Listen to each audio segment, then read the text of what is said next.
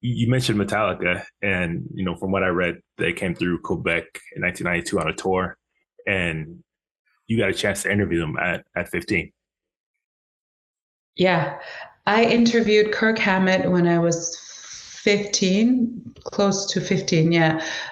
With my broken English, my English was pretty horrible. I remember preparing that line. I will never forget it. I wrote it down. I got help from someone who spoke very, very well English, and it said, "Who were your influences?" Oh my God.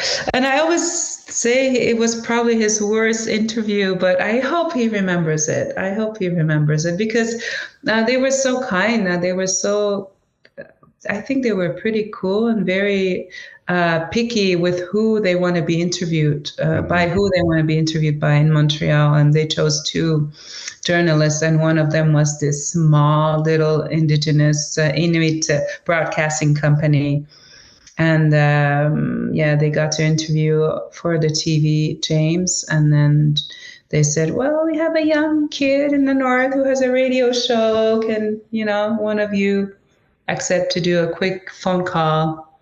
So Kirk was like, "Hello, ELISAPIE."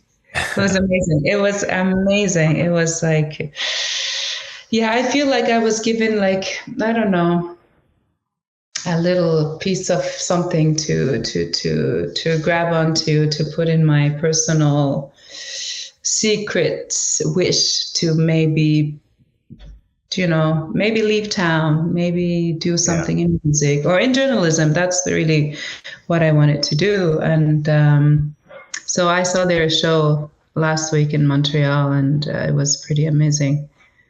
I mean, Yeah, just that's a historic moment right there. And Metallica is one of the biggest bands to have ever come out, and to be able to interview them at like 15. So is that kind of like what gave you the love for like music and like thought, oh, this could be a possibility for me?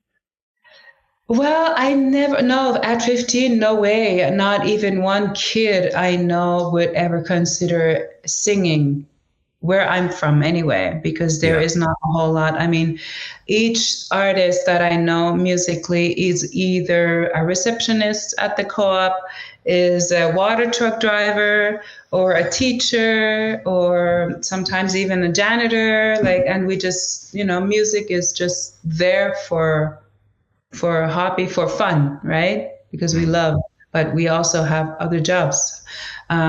So never did I think at 14, 15, that's what I could do, except one day when when I heard, like, I got a cassette from this Inuit girl called Susan Aglugak. She became, quite famous here in Canada. And she sang, yeah, back then in English, but still she was a voice that I could, look up to. And I realized, you can make songs and record them. And I mean, I literally got hit by lightning, and that's when I was like, okay.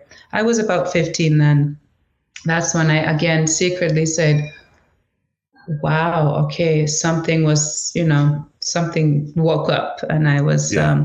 but I never really, because I was so insecure, maybe. And I was like, well, and I'm also maybe very hard-headed as a person. Maybe I don't want to, like, I want to secretly do it and slowly know if I'm ready or not. And so it took me a while. I mean, I was a social worker, I was a journalist. I mean, I could have just stayed home and have a great life working with kids, and that's really what I wanted to do. And or be on the radio.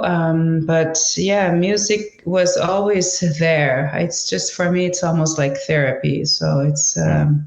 mm.